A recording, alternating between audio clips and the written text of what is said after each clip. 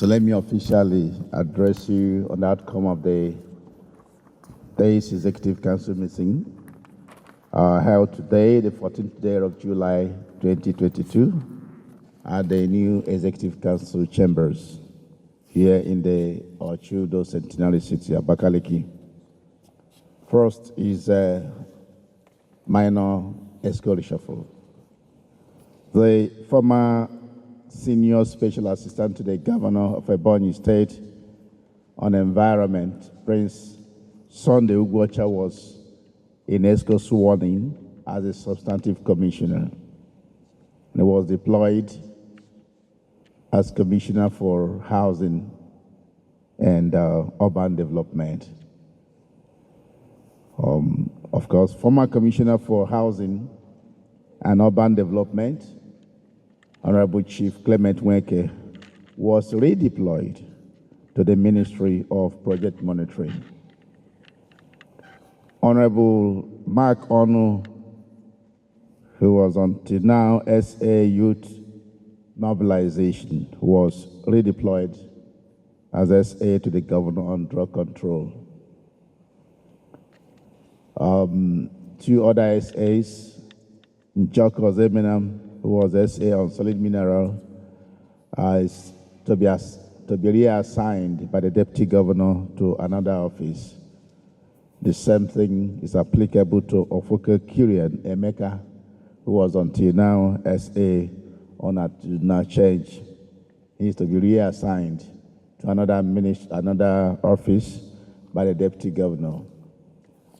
The Governor said that the essence of this exercise is to inject more passion and more energy in the various offices, ensure that we keep on our toes till the end of this administration, exactly on the 29th day of May 2023, when we shall be bowing out.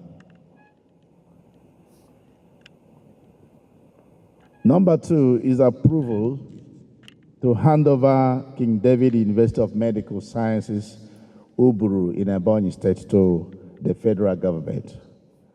ESCO received a memo for ESCO approval to hand over King David University of Medical Sciences, Uburu, in EBONYI State to the federal government. You know, it will be recalled that that during the visit of Mr. President, that is the President of the Federal Republic of Nigeria, to EBONYI State between 5th and 7th of May 2022, Mr. President did accept the request of EBONYI State government that the university be taken over by the federal government. So it was on this basis that a request for handover was made, and ESCO did approve the request to hand over that university to the federal government. And for that directed the Honorable Attorney General and Commissioner for Justice, the Commissioner for Education, and the Principal Secretary to initiate the necessary processes of the repeal of the existing law that created the university, and also ensure the creation of a new law that will ensure a smooth handover of the university to the federal government. In fact, they were given 2 weeks to submit their report. Another is EBONYI State Empowerment Program. In the efforts of the state government to ensure that our youth and women are empowered, ESCO did receive a report on a number of empowerment programs. And one of them is an empowerment program for youth and women, a state empowerment program for youth and women. We are, from the proposal of the state government, each beneficiary is to receive 300,000 naira. ESCO did approve that very proposal and also approved the final list of 3,000 beneficiaries. 3,000 beneficiaries to get 300,000 each. And ESCO did set up a committee to bring up a proposal for the state government to have a formal launch of this exercise in August. Further to that, ESCO did release the sum of 900 million, or ESCO did approve the release of the sum of 900 million naira for another form of empowerment, which is a byproduct of ENSAS, and directed beneficiaries, those who have been shortlisted, to go to the office of the Deputy Governor for verification and documentation. Of course, ESCO did direct that the list shall be sent to the office of the Commissioner for Information and State Orientation for publication in at least 2 national dailies, so that beneficiaries will know that their names are there. And this will happen ahead of the launch that will happen in August 2022. Another is NGKS Empowerment Program of EBONYI State Government.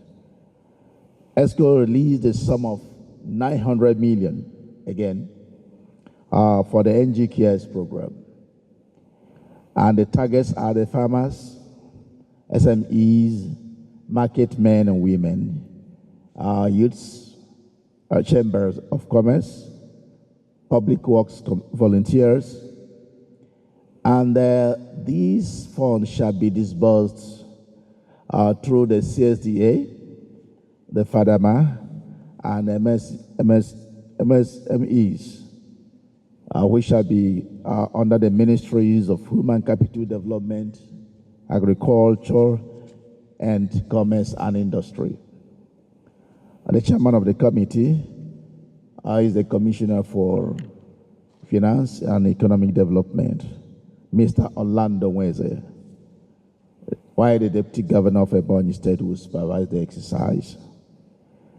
Of course, they have within 2 weeks to get this empowerment completed.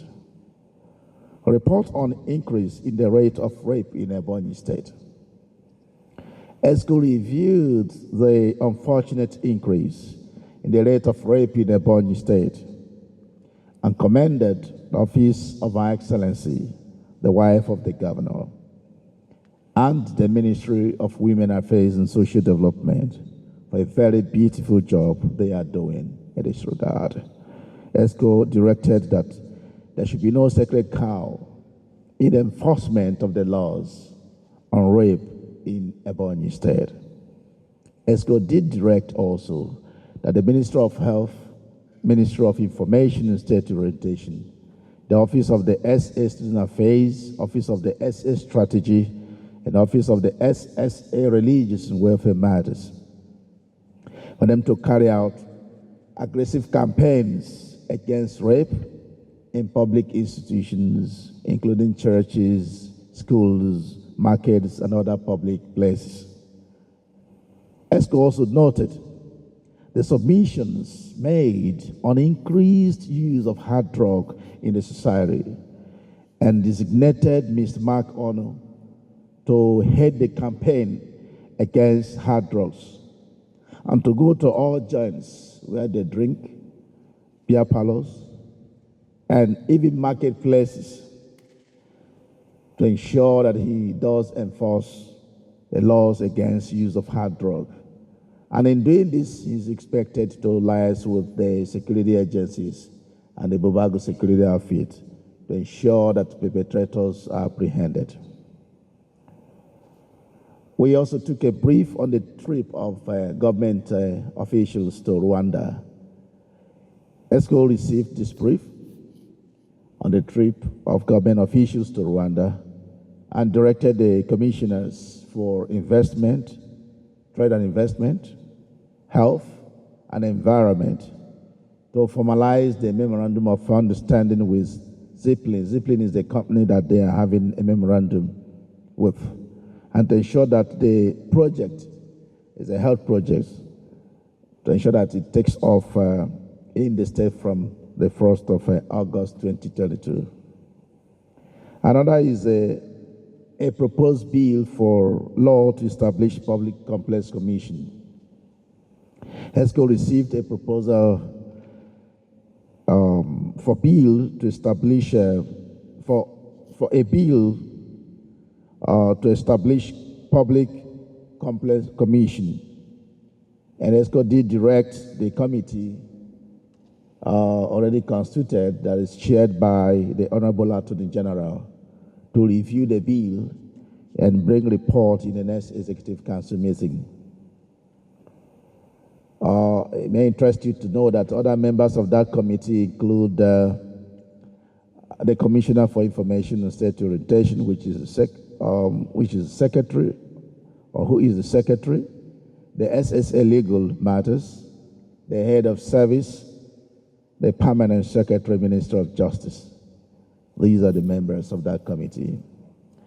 In the list here is progress of work at the flyovers and other sundry projects. ESCO did commend very highly the Commissioner for Works and Transport for the quality of work done at Yere Eda flyover. It's actually a wonder.